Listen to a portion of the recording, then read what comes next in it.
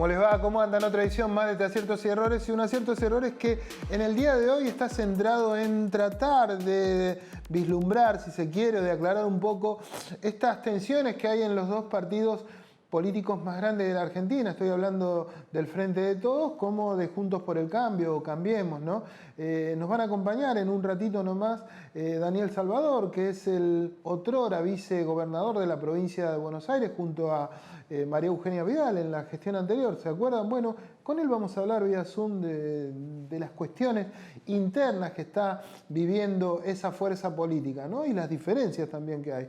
Lo va a hacer en el piso también por su lado y desde otro lugar el actual diputado nacional, estoy hablando de Leonardo Grosso, va a venir al piso a charlar de esas diferencias también, pero en el ámbito del Frente de Todos. Bueno, como siempre nosotros les manifestamos, estamos haciendo el programa unos días antes de la convención radical que se hizo, porque este programa sale el domingo, pero que se va a hacer el viernes, digamos, 25, 27 de mayo, ¿no? Así que no está todavía, porque eso va a ser lo vamos a ver la próxima semana, va a ser una decisión puntual. ¿Se acuerdan que gracias a la convención radical que se hizo oportunamente hace años en Entre Ríos, se logró lo que finalmente fue Cambiemos, esa fuerza política que obtuvo la presidencia anterior a la gestión de Alberto Fernández? Todo esto lo va a ver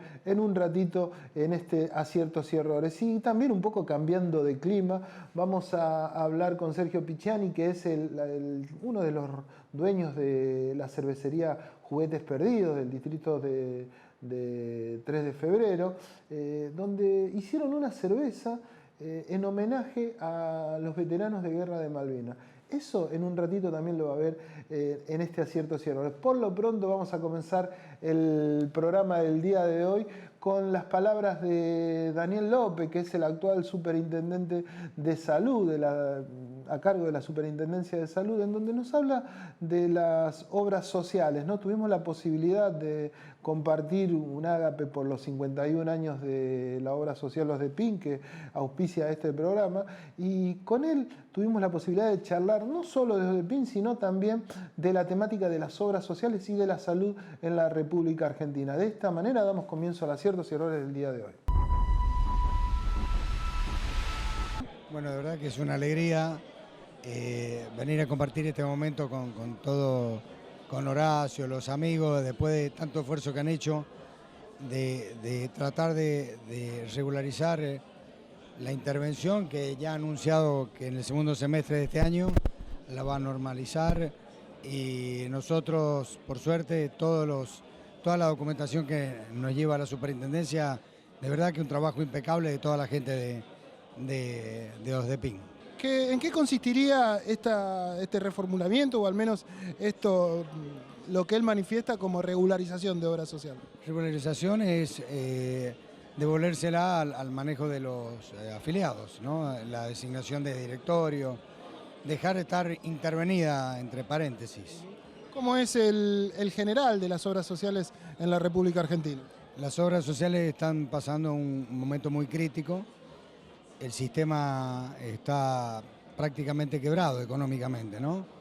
Después de esta pandemia que ha arrasado, y gracias al momento de rápido movimiento de los servicios, tanto público como privado, la mortalidad fue mucho menor de lo que se esperaba.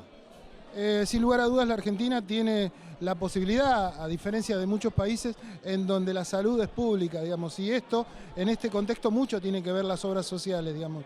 ¿Esto está como primordial, digamos, en la gestión gubernamental? Sí, lógicamente. La seguridad social, que es las obras sociales, nosotros tenemos diferentes subsectores, ¿no? Lo que es el hospital, el servicio hospitalario, que es para la gente que no tiene obras sociales, lo que es las obras sociales en sí, que es la seguridad social, y las prepagas. Después te quedan descolgados, bueno, PAMI y diferentes subgrupos como universidades y ejército. Todas ellas están pasando por un momento complicado económicamente, sobre todo por el proceso inflacionario, el de balance de paritarias. a todo ha golpeado, ¿eh? Más allá de la actualidad y este problema económico que vos manifestás, que quizás tenga que ver un poco con el contexto a nivel nacional, inclusive a nivel internacional, digamos, ¿no? ¿Cuál es la idea que ustedes tienen en cuanto al reformulamiento hacia futuro de las obras sociales? La idea, se está trabajando en la reformulación de varias partes, ¿no? Primero que nada, nosotros hemos lanzado lo que es el sistema de recobro de los hospitales públicos a través de una plataforma, donde los hospitales de gestión descentralizada antes nunca cobraban, hoy están cobrando, donde directamente están subidas las obras sociales y por el otro lado están subidos los hospitales públicos de gestión descentralizada. Nosotros hacemos mucho hincapié en este tema a todos los hospitales públicos que tiene Argentina, que son 12.800 y pico. No todos están anotados como hospitales públicos de gestión descentralizada, solamente 2.800. Y a su vez, de esos 2.800, 380 están subidos a esta plataforma donde el cobro es directo a través de AFIP. Y la Seguridad Social, la idea es integrarla a través de sus mismas redes, armando una plataforma de este tipo donde todas pueden atenderse en diferentes efectores y el recobro a través de esa plataforma. Y sin, digamos, que corra riesgo la prestación a aquellas personas que no tienen obra social. No, lógicamente, al contrario. Uno va a fortalecer el sistema de obra social y el sistema público va a cobrar, porque está desfinanciado el sistema público. Lo único que el financiador del sistema público somos todos nosotros.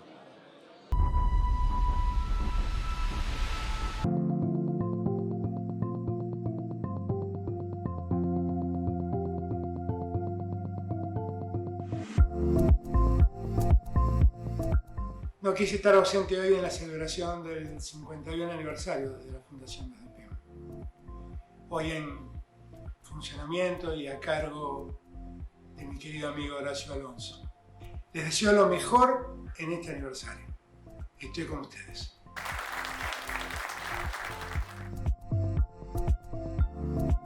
Nosotros con Horacio es la tercera intervención que tenemos, pero es el primer interventor de los tres que desde que llegó asumió el compromiso que le puso el presidente de normalizar los DEPIN. Y para nosotros, para todos, para el grupo de trabajadores, para los prestadores, es una tranquilidad saber que la obra social se va a normalizar de una vez y por todas. No sería justo si no expresara mi reconocimiento al personal de ODEPIN. Sin el concurso de ellos sería difícil que llevemos adelante nuestra tarea cotidiana. Se han puesto la camiseta y las 24 horas del día actúan en función de ODEPIN.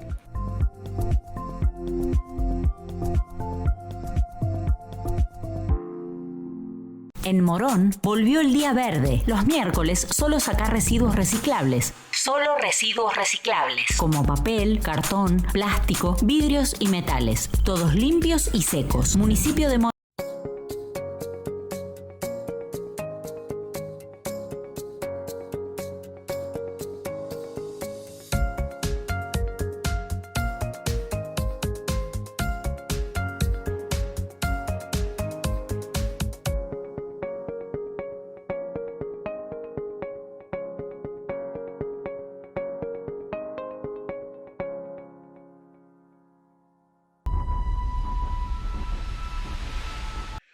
Como manifestábamos al comienzo del programa, me acompaña Daniel Salvador, el otrora vicegobernador de la provincia de Buenos Aires, junto a María Eugenia Vidal.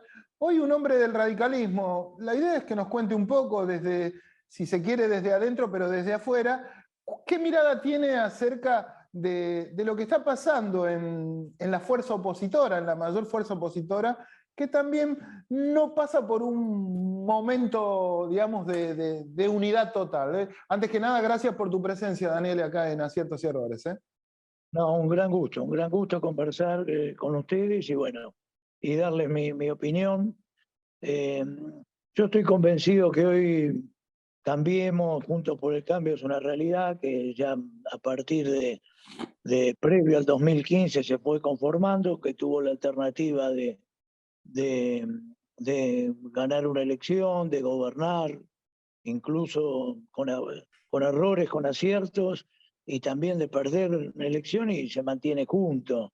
Ahora, Cambiemos está compuesto por diversos partidos políticos, cada uno con su identidad, su característica, su historia, y es lógico y es bueno de que cada uno de esos partidos que componen Cambiemos busquen fortalecerse, que aspiren a tener sus propios candidatos, y es un poco lo que está pasando ahora, pero en paralelo, cada uno de los espacios políticos que conforman Cambiemos tiene cada uno una fundación que trabajan en conjunto en el armado de lo que aspiramos sea nuestra propuesta uniforme de gobierno para el 2023. Así que yo estoy absolutamente seguro que Cambiemos está consolidado, que obviamente hoy a veces se encuentran estas diferencias porque hay también miradas distintas y porque ya se empieza de una manera o de otra a preparar cada uno pensando en distintas candidaturas, pero dentro del marco de Cambiemos. Así que desde ese lugar creo que se está bien, que es importante también dar una imagen de no solamente de unidad, sino de responsabilidad, de que no solamente se trata de pensar en cómo ganar una elección, sino fundamentalmente si tenemos la alternativa que la sociedad nos vuelva a acompañar, de encontrar una salida para poner definitivamente de pie a nuestro país. Lo que pareciera en principio es que el radicalismo muestra mayor fuerza que en la gestión anterior, digamos, y quizás eso también hace ponerlos en un lugar de preponderancia que hasta, bueno, dicho por algunos radicales, hasta otro momento eran como una especie de furgón de cola del PRO, ¿no? Bueno, la realidad es que cuando en 2015 se conforma Cambiemos, el radicalismo venía de una fuerte crisis y de una gran debilidad. Y nosotros entramos desde ese lugar a Cambiemos.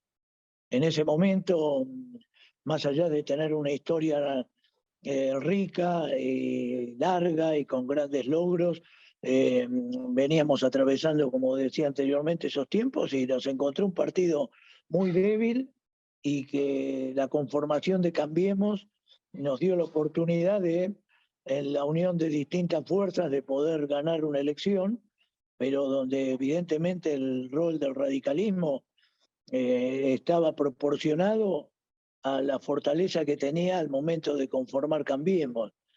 En estos años y durante el gobierno de Cambiemos, el radicalismo se fue fortaleciendo. Se fortaleció en el país y se fortaleció muy especialmente en la provincia de Buenos Aires.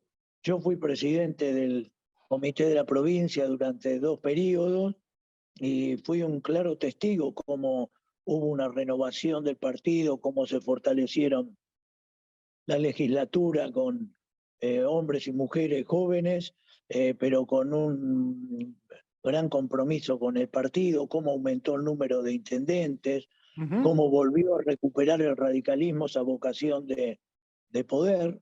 Así que bueno, hoy llegamos a una nueva alternativa y nosotros tenemos pretensiones conforme a lo que entendemos que es el radicalismo en el marco de Cambiemos. En definitiva, yo lo visualizo a Cambiemos como una cadena donde si cada eslabón está más fuerte, la cadena está más fuerte. Y nosotros en el radicalismo, que somos ese eslabón, buscamos de fortalecernos y por supuesto aspiramos a tener candidatos a intendentes, a gobernador, a presidente, y después en el andar, cuando llegue el momento de las candidaturas, se irá definiendo. ¿Vos sos optimista en cuanto a que tengan mayor relevancia y mayores lugares y mayores espacios el radicalismo aún a costa de sectores del PRO que por ahí no ven con buenos ojos esto? No, yo no tengo ninguna duda de eso porque ya la realidad es distinta. Hoy la conducción de Cambiemos es una conducción mucho más horizontalizada. Uno tiene que tener presente lo que era en el 2015, lo que era la figura de Mauricio Macri, de María Eugenia Vidal. Esto era una realidad totalmente distinta. Hoy tenemos los 3 gobernadores radicales de Jujuy, de Corrientes, de Mendoza, tenemos más de 500 intendentes a lo largo y a lo ancho del país. Hoy hay una mesa nacional de conducción de Cambiemos, con representación de toda esa fuerza, más la coalición cívica, más sectores del peronismo republicano, y el radicalismo tiene un clarísimo protagonismo, es decir, que es una situación distinta y sin duda el rol del radicalismo ya hoy es distinto en la conducción de Cambiemos, y en el armado del gobierno que viene ya no vamos a estar hablando de una coalición electoral, sino de una coalición de gobierno donde vamos a confluir todos con un mismo programa de gobierno para decir con claridad y para manejar los tiempos justos, porque los grandes cambios también hay que hacerlos en los tiempos oportunos, porque requieren el acompañamiento social para que sean exitosos. En lo que tiene que ver con la gobernación, digamos, fuiste vicegobernador en la anterior gestión. ¿Qué mirada tenés acerca de la función que ustedes cumplieron y de lo que está sucediendo, digamos, en el gobierno de la provincia de Buenos Aires hoy a cargo de Axel Kicillof? La gestión nuestra está claramente en los hechos. La gestión, obviamente que encontramos una provincia, como lo dijo al momento de asumir la gobernadora en ese tiempo, una provincia absolutamente quebrada, sin obra pública, con deterioro en los hospitales, en las escuelas, sin tareas encaminadas a que haya más agua potable, más cloacas, el déficit gigantesco en las rutas, y empezamos a trabajar, y la verdad que en 4 años hicimos cosas que quedaron a la vista. El lograr que el SAME hoy funcione en la provincia de Buenos Aires son cosas que se ven. Las tareas que se han hecho en las rutas de la provincia de Buenos Aires, muchas de las cuales se comenzaron y hay que continuarlas. Las tareas que se comenzaron a hacer en uno de los grandes problemas que tiene la provincia, que es la cuenca del Salado, el haber resuelto problemas graves como era lo de la inundación de Luján, o lo que pasó en La Plata, el haber recuperado fondos que ya quedan definitivamente para la provincia de Buenos Aires, que eran los famosos fondos del conurbano bonaerense, que se habían dado por perdido y que hoy son parte de una realidad en la provincia. Lo que se ha hecho en los hospitales de la provincia de Buenos Aires, darle cloaca a más de 1 millón de bonaerenses, y lo mismo que agua potable y asfalto. Ahora, son todas cosas, o lo que se hizo en materia de seguridad, con una clara conducción política día a día, combatiendo lo que era el narcotráfico. Y bueno, todo eso son políticas que deben ser continuadas. ¿Vos crees que la continuó el gobernador Axel Kicillof? No, porque acá se está en esa mecánica de que el plan de gobierno es armar un relato y criticar, en lugar de criticar lo que era criticable, porque seguramente que hemos tenido errores también, pero continuar tantas y tantas cosas positivas. Resolver el problema de la provincia de Buenos Aires va a llevar años, y lo que tiene que ser es una continuidad, porque si siempre empezamos de cero, después no se llega a ningún lado. Entonces, a mí me parece que el gobierno ha perdido mucho tiempo en eso. Después, por supuesto, tuvo, como hemos tenido todos, el impacto de la pandemia, pero es un gobierno que en determinado momento parece que nunca empieza a gobernar. Y la realidad de la provincia requiere un compromiso constante, permanente, pero también acordar políticas a mediano y largo plazo para que puedan efectivamente mejorar la calidad de vida en nuestra provincia.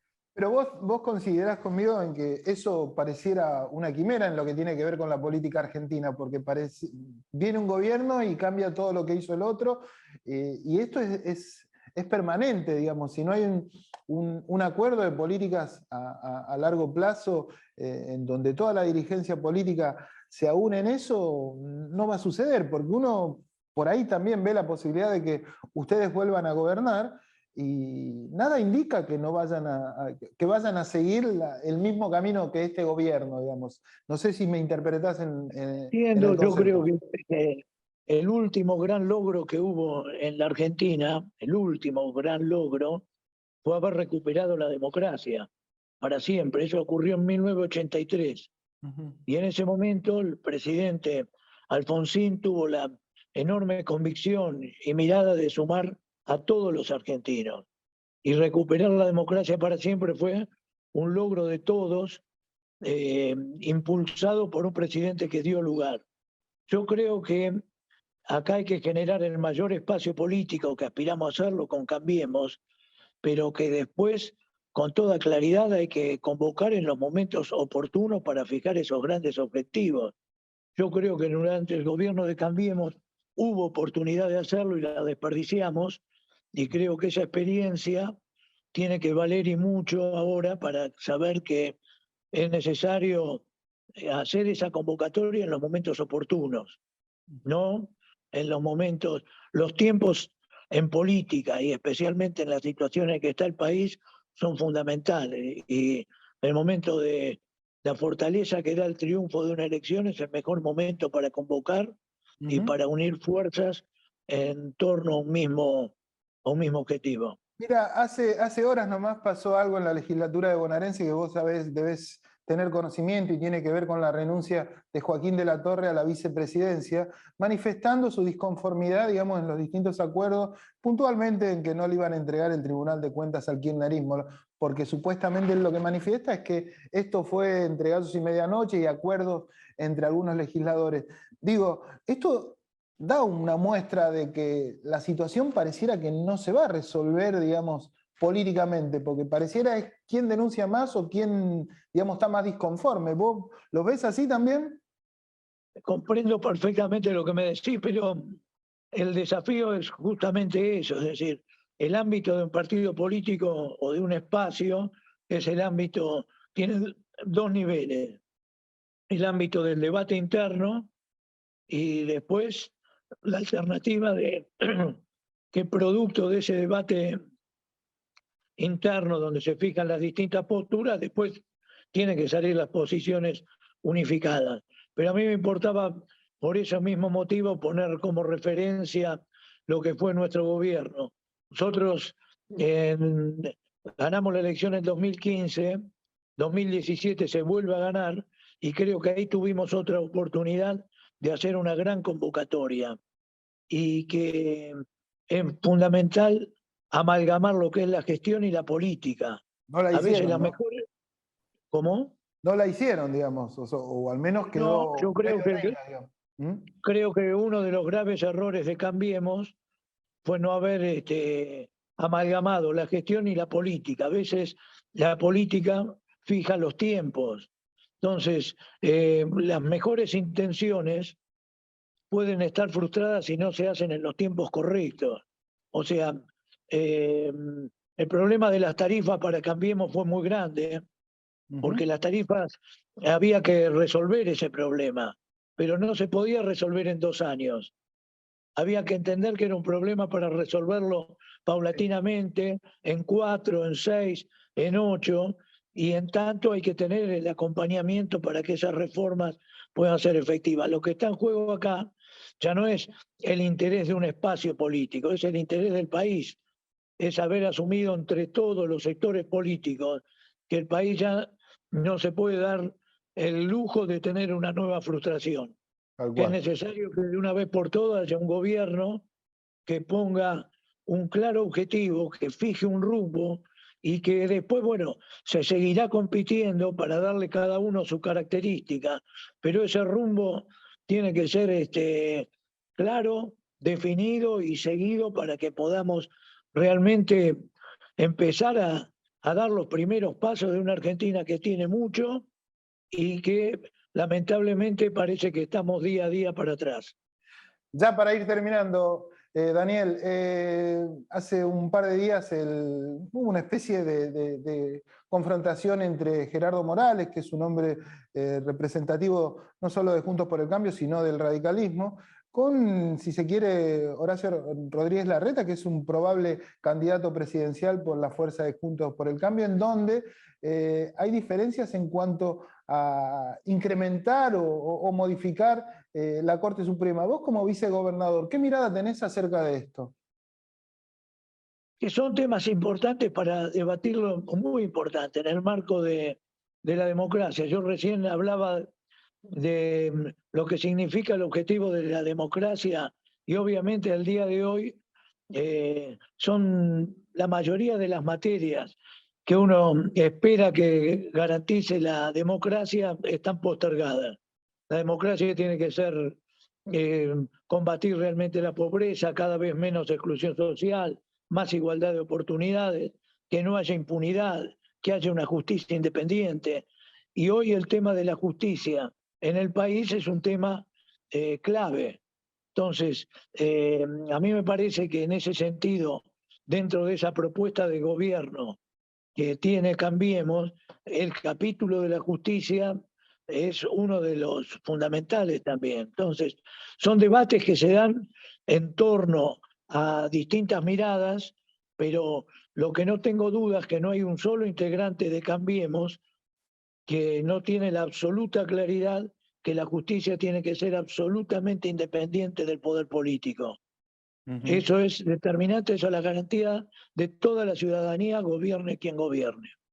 Lamentablemente eso no es lo que está pasando, pareciera al menos lo que percibe el grueso de la sociedad. Daniel, te agradezco mucho. O sea, en algo sí están de acuerdo, al menos el espacio del radicalismo. ¿Va a ser Facundo Manes el candidato de ustedes a presidente por el radicalismo? Y obviamente calculo que lo decidirán en una PASO a eso, ¿no? Nosotros, desde ya que el radicalismo, en Cambiemos hay muy buenos candidatos en los distintos espacios. En el radicalismo entendemos que tenemos candidatos que son para este momento justos y que tienen todas las condiciones. Algunos de nuestros gobernadores, como Gerardo Morales, como Gustavo Valdés, o el propio Alfredo Cornejo, Martín Lustó, todos son potenciales candidatos. Desde nuestro punto de vista, Facundo Manes tiene un plus muy, muy grande y aspiramos a que puede ser un gran aporte convocante para que por encima de estructuras políticas pueda tener un acompañamiento, pero que sea el candidato de todo un espacio mayor y que si se tiene la oportunidad de que el candidato del radicalismo y de Cambiemos finalmente tenga la responsabilidad de presidir el país, llegue con ya un programa claro y conocido por la sociedad para que al momento de votar sepan que se está votando un camino y que no nos podamos mover de ese camino en función de esa Argentina que no solamente desde un espacio político, sino que todos los argentinos seguramente deseamos. De tu palabra se desprende que sea cual fuese el candidato, tiene que ser dentro de Juntos por el Cambio y dentro de Cambiemos, digamos, ¿no?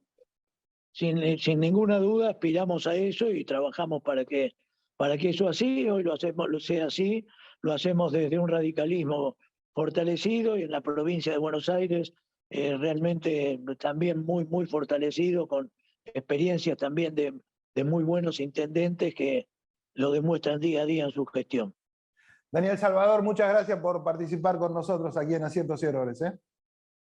Bueno, un gran gusto, un gran abrazo para todos y saludos a los oyentes. Muchas gracias. Era Daniel Salvador, el otrora vicegobernador de la provincia de Buenos Aires, junto a la gobernadora María Eugenia Vidal. Hoy un hombre referente y muy fuerte dentro de lo que tiene que ver de Juntos por el Cambio y en particular del radicalismo. Vamos a una pausa.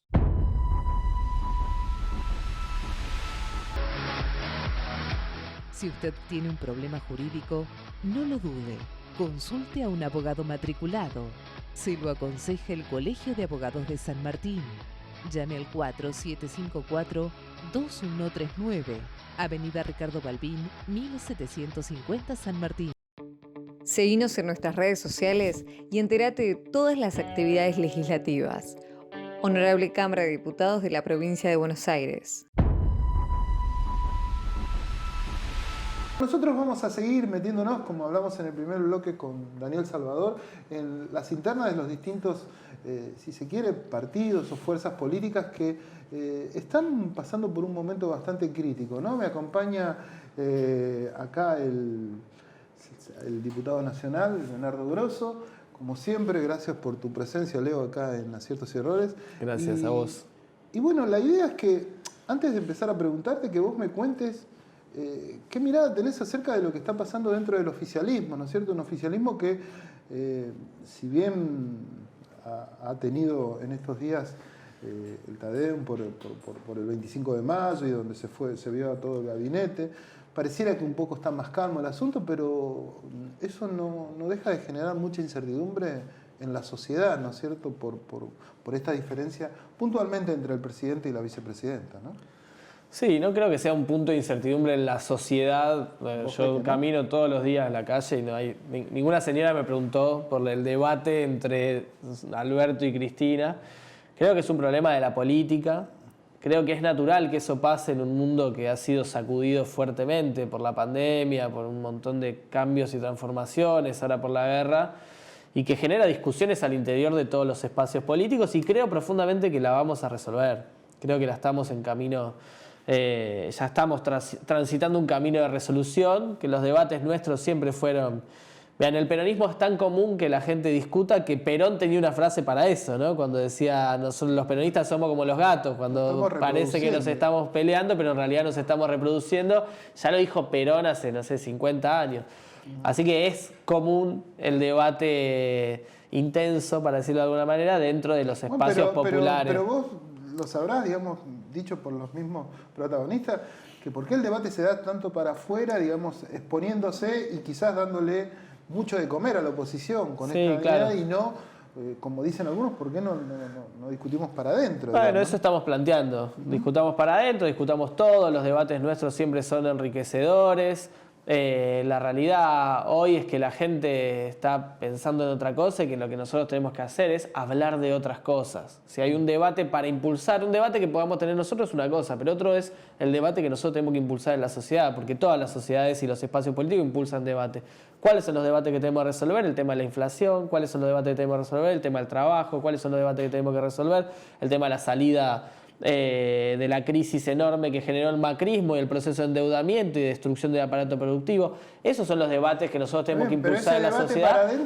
Y lo vamos impulsando de a poco, porque este gobierno dio pasos en contextos muy difíciles como los que nos tocó transitar, la pandemia, la guerra. Nosotros fuimos dando pasos, resolvimos el tema de la deuda con el Fondo Monetario, ahora hasta dentro de 4 años no hay que pagar un peso y tenemos tiempo para estabilizar la macroeconomía. Estamos trabajando, no sin dificultades, por supuesto, errores y dificultades que podemos tener. Todos los gobiernos tienen errores y dificultades. Queremos resolver este modelo económico que venimos construyendo, que tiene que ver con poner a la industria en marcha. Los indicadores económicos de la Argentina son mes a mes favorables. Mejores, tenemos la recuperación, tenemos la recuperación de la capacidad industrial, tenemos la recuperación del consumo, tenemos la recuperación de los indicadores de turismo, tenemos la recuperación de los servicios. ¿Qué nos falta a nosotros discutir ahí? Es lo que dice Alberto todos los días. Nos falta resolver la capacidad de compra del salario del trabajador y la trabajadora argentina. El problema es la inflación. Bueno, por eso. Es un problema. La inflación, digamos, son temáticas que muy importantes, digamos, para nosotros. Una preocupación muy grande dentro de la sociedad, digamos, si esto es lo que vos me contradecías, decías no la sociedad, pero tiene que ver también con este debate que se está dando para adentro, porque ustedes tienen distintas miradas. Pero las vamos matizando, las vamos resolviendo. Nosotros necesitábamos, si querés, un sector planteaba adelantar el aumento del salario mínimo vital y móvil, y el gobierno Alberto lo incorporó y lo hizo por decreto. La política de estabilización de precios de los aceites y del trigo con el fondo fiduciario es una política acordada y que va a avanzar y que hay que esperar un mes hasta que se cree el fondo para poder estabilizar. Se resolvió lo de comercio interior, Feletti dio un paso al costado, se asumió otro funcionario sin ninguna estridencia. Bueno, Feletti lo hizo correctamente y ahora avanzamos con el nuevo con Han, el nuevo secretario de Comercio Interior, en línea con lo que plantea el ministro de Economía. Y así vamos a ir resolviendo todo, porque nosotros vinimos a la Argentina y conformamos el Frente de Todos para resolver los problemas de la gente. Esto lo único que hace, y en esto coincido con vos y coincido con muchos de los que critican estas discusiones, retrasar el debate que tenemos que dar de cara a la sociedad para resolver los problemas de fondo, que de esa manera nosotros vamos a construir la estabilidad que necesita la gente para producir, para comerciar y para trabajar. Hay un tema puntual que tiene que ver con el impuesto a las ganancias, ¿no es cierto?, en donde ya se le ha pedido al ministro de todos los lugares habidos, internos estoy hablando, ¿no?, de que suba el mínimo imponible, digamos, ¿no? De hecho, sí, pero eso se va a hacer y se viene haciendo. Yo desde este periodo legislativo ya lo hicimos 2, 3 veces. Bueno, está bien, pero entonces, se va a volver a hacer.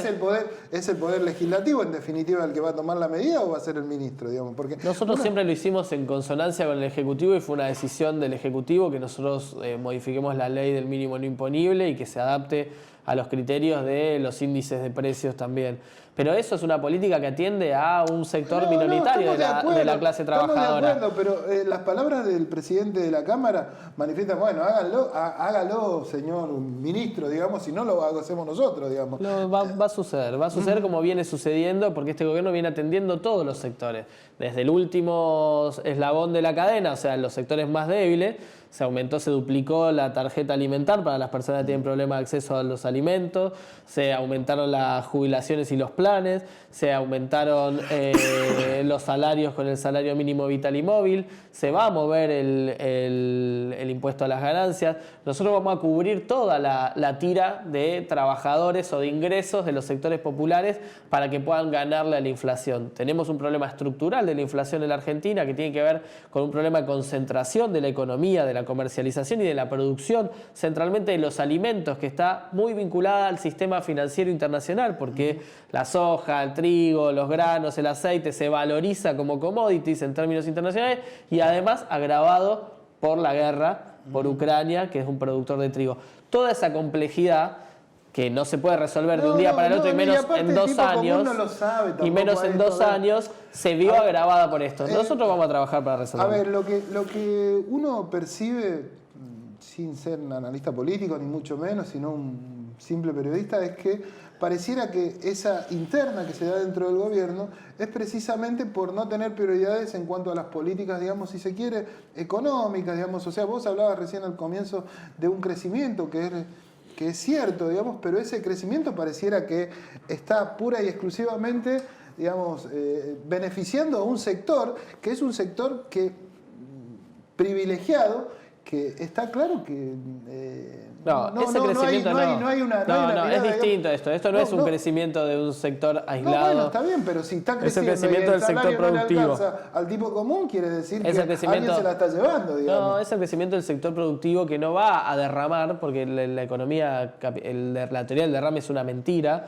El Estado tiene que intervenir para que se distribuya económicamente. El Estado está interviniendo. Lo que nosotros estamos haciendo es recuperando. Nosotros, en el gobierno de Macri, durante 4 años, perdimos el 40% de la capacidad instalada de la industria.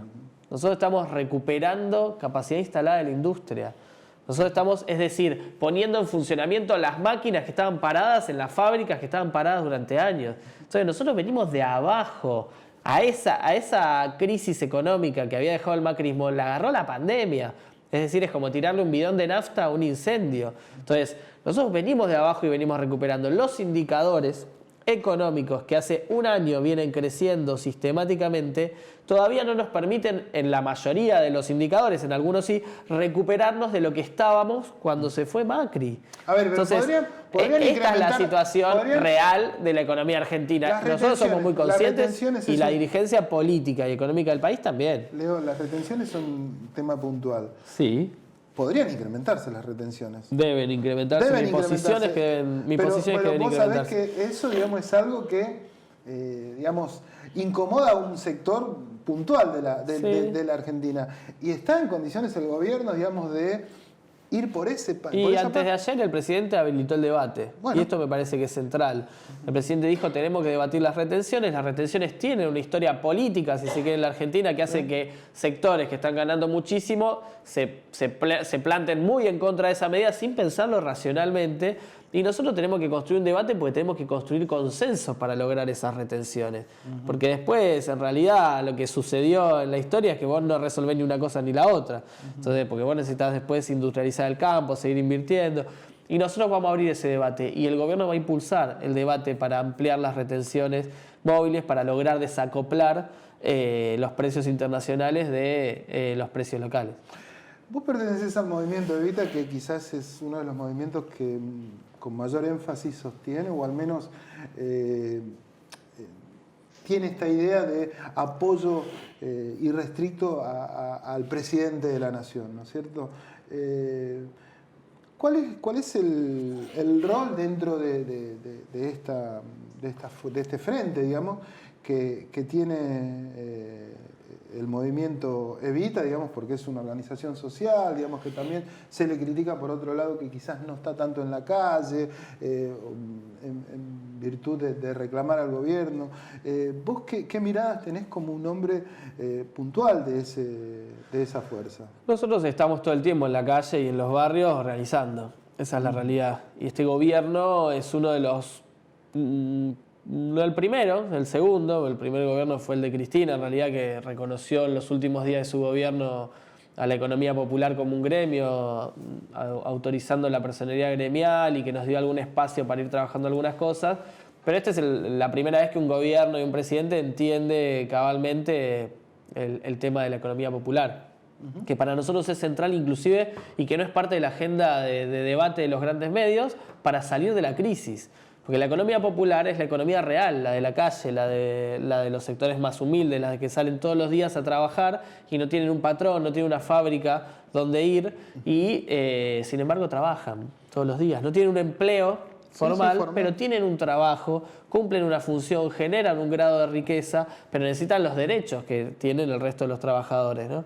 Y nosotros estamos planteando que ese es el camino para desarrollar la economía por abajo, porque como vos decías, si la economía solo crece por arriba, claro, un par de vivos se la llevan y no se distribuye.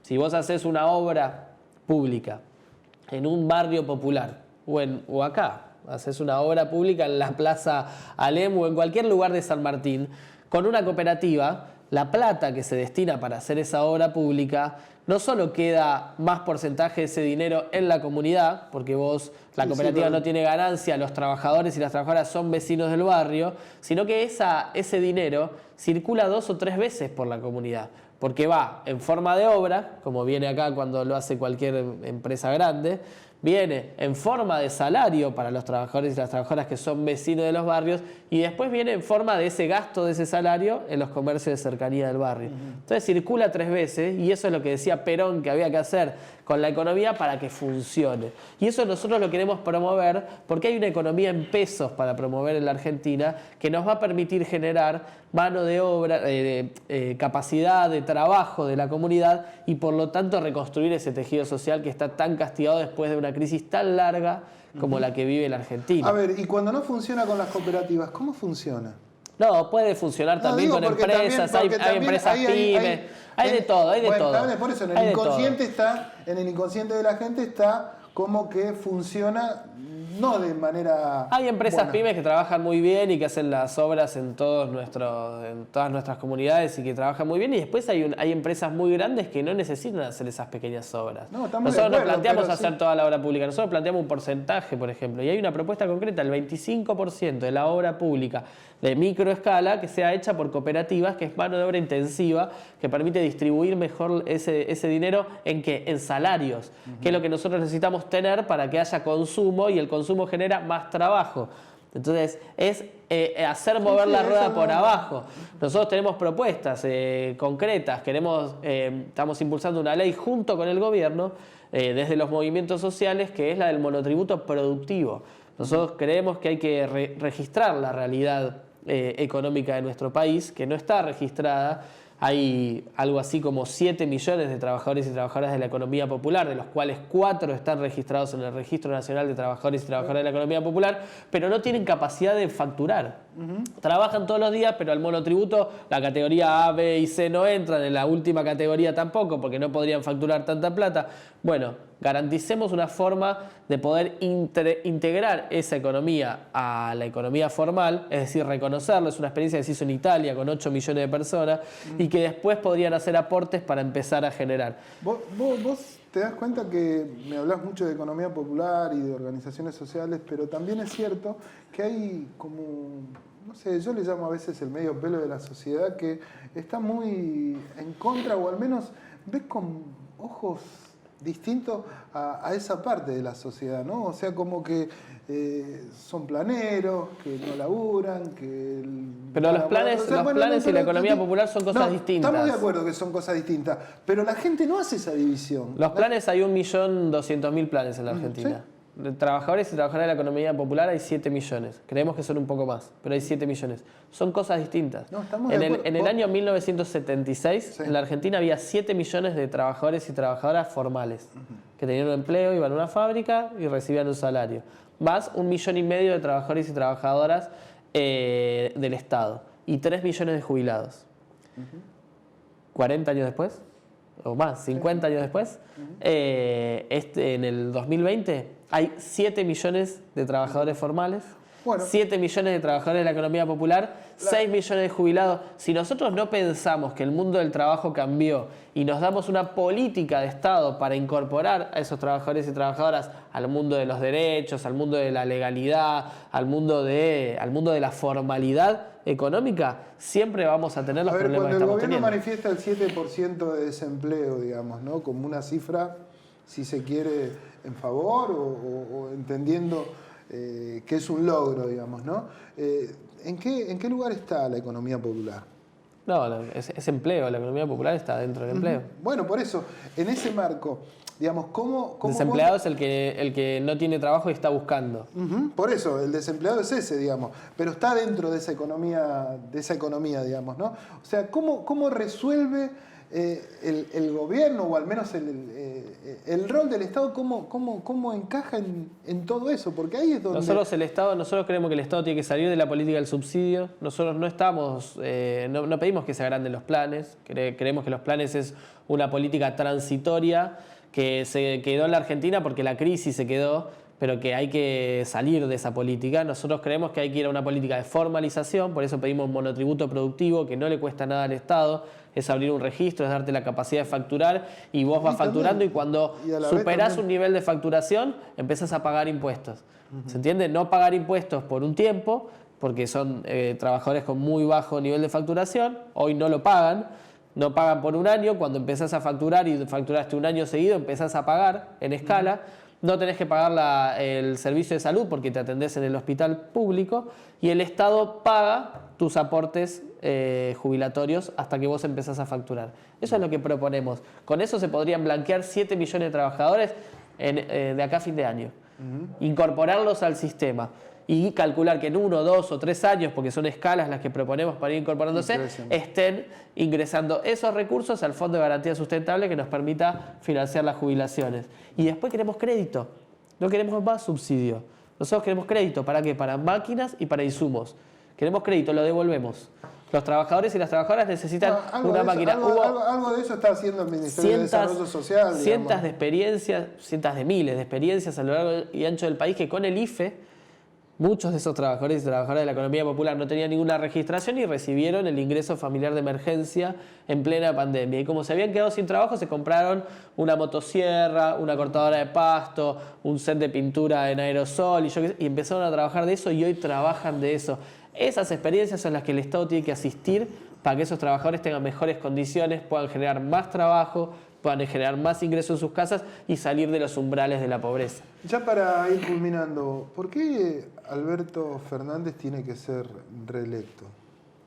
Alberto Fernández no pidió ser reelecto. Alberto Fernández planteó que era un momento para trabajar y sacar a la Argentina adelante. Si eso implica después la necesidad de ser reelecto o no, es algo que hay que hablarlo en los tiempos electorales. Nosotros creemos que es un momento donde hay muchas de las discusiones internas del Frente de Todos o de Cambiemos que tienen que ver con posicionamientos preelectorales que hay que dejarlo para más adelante. ¿Por qué? Por respeto a la enorme crisis que está viviendo nuestro pueblo. Bueno, pero también para el adentro vos ves que hay sectores que están más de acuerdo con la vicepresidenta y sectores que están, entre otros el movimiento Evita, más de acuerdo con el presidente. No, nosotros estamos de acuerdo, nosotros hablamos muy seguido con todos. Hablar sí, digamos, pero... Hablo y estoy de acuerdo con, no sé, con muchos de los compañeros de la Cámpora, por ejemplo, que son los que trabajan con la vicepresidenta y son mis compañeros y mis compañeras del Congreso, con los que trabajo codo a codo cada tema. No hay una división hacia abajo, el movimiento Evita es parte del gobierno y apoya, por supuesto, al presidente, porque es quien está a la cabeza de este proceso del Frente de Todos, como apoyamos a Cristina hasta el 9 de diciembre del 2015, cuando se convirtió en calabaza, como dijo ella. Nosotros trabajamos para fortalecer el gobierno popular que haya en cada momento, porque esa es la manera de poder impulsar transformaciones. Nosotros creemos que tiene que haber gobiernos populares, gobiernos progresistas, gobiernos peronistas, que nos permitan impulsar las transformaciones que necesita la Argentina. ¿Para qué? Para resolver todos estos problemas que estuvimos hablando antes, que es el de la integración de los laburantes y las laburantes del país, que en definitiva es el que después te permite llevar adelante la obra pública en los distritos, mejorar los niveles de seguridad, generar el trabajo, el consumo, el movimiento necesario para que todo el mundo pueda vivir todos los días un poquito mejor. Yo te escucho y estoy de acuerdo en lo que vos decís. Lo que me sorprende y de manera, de gran manera, es que la gran mayoría de la dirigencia, al menos del oficialismo, no tome cuenta de esto, porque me parece que lo mejor que están haciendo es esta discusión que están llevando adelante para fortalecer el crecimiento de una oposición que tiene una mirada totalmente opuesta a lo que vos estás manifestando, ¿no? Sí, eso es lo que hay que advertir. Acá Cambiemos tiene un proyecto de país que es lo que hicieron en 4 años con Macri, por 2, por 5. Ellos dicen, tenemos que hacer lo que queríamos hacer en 10 días, no en 2 años. Ellos, su autocrítica es que no destruyeron el aparato productivo lo más rápido que podían, que no ajustaron al Estado tan rápido como ellos querían, que no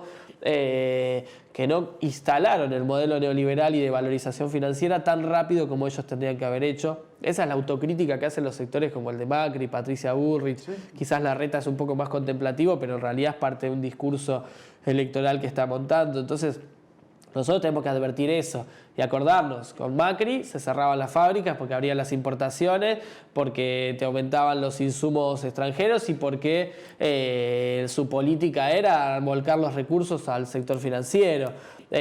Con Macri te querían cerrar las escuelas, con Macri te explotaba una escuela en la provincia de Buenos Aires en Moreno, o te decía que la universidad era un lugar donde no tenían que ir los pobres. Ese es el modelo que quiere volver a la Argentina, que ha fracasado estrepitosamente en términos económicos y en términos políticos y que por eso no pudo ser reelecto, y que nosotros tenemos que poner por encima para poder entender qué es lo que se está jugando en las próximas elecciones. Y eso que no hablamos de Milei, ¿eh? Y eso que no hablamos de Milei. Te lo dejo así porque... No, por eso, digo, bueno, ya es demasiado. Leo, te agradezco como siempre. Otro día te voy a invitar, porque ya Dale, veo que... cuando quieras.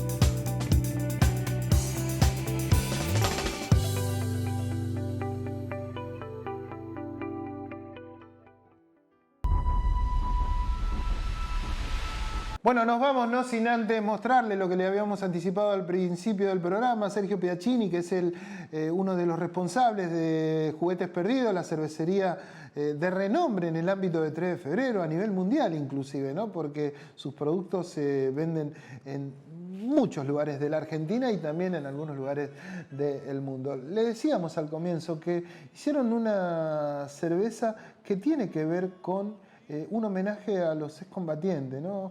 Se cumplieron este año 40 años de lo que tiene que ver con Malvinas y bueno, y ahí, como estuvimos hablando de él acerca de estas cuestiones con los hombres que combatieron en esas inhóspitas islas allá en 1982, pero lo concreto es que hay una movida por distintas cervecerías que dieron en llamar, ustedes pueden arrobarlo 40 no me olvides, digamos, ¿no? Que son, esa iniciativa tiene que ver con generar una cerveza, una birra en homenaje de los excombatientes y también con el dinero recaudado aportar a distintas, no solo a ellos, sino también a distintas organizaciones sociales. Tras su manto de neblina es la cerveza que, ahí ustedes pueden ver las imágenes que ellos crearon para la ocasión. Nos vamos con las palabras de Sergio, nos encontramos la semana que viene con más aciertos y errores. Han sido muy amables por estar del otro lado. Desamor, desencuentro, perdón y olvido, cuerpo con mineral, pueblos. ¿Qué tal? Soy Pisa, Sergio de Puentes Perdidos. Hoy estamos homenajeando de alguna manera los 40 años de la Guerra de Malvinas a sus excombatientes, apoyando en alguna medida a una agrupación o una asociación llamada 40 No Me Olvides, que justamente eso, escuchar todo lo que los chicos que estuvieron allá hace 40 años tienen para contarnos. La verdad, sus experiencias son muy conmocionantes, emocionantes. Hicimos una cerveza en homenaje, la misma va a ser vendida y donada a distintas agrupaciones que los chicos nos designen, por ejemplo un comedor infantil de Fuerte Apache, pero nada, la intención es más que nada que todos los presentes hoy se puedan comunicar con cada uno de ellos y compartir y vivir las experiencias que tuvieron hace 40 años, experiencias que fueron de alguna manera tapadas, ocultas y que no son siempre comunicadas a toda la sociedad, ¿no? Pero bueno, la intención es conmemorar, no olvidar y bueno, estar y apoyando de alguna manera con ellos.